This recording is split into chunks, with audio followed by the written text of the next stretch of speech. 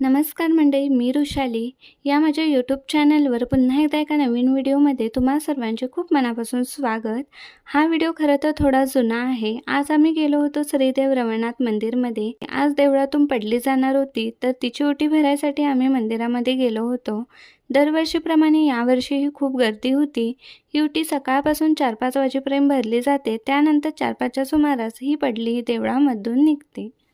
हाती परडी कुंकू भाळी अंतरितवली ज्योती ग भंडाऱ्याची मुठ उधळली पाप जळली कोटी ग सेवेसाठी आलो दुरुनी तूच जीवाचा जीव स्वामिनी होऊ दे मंगल आई ग हाती परडी कुंकू भाळी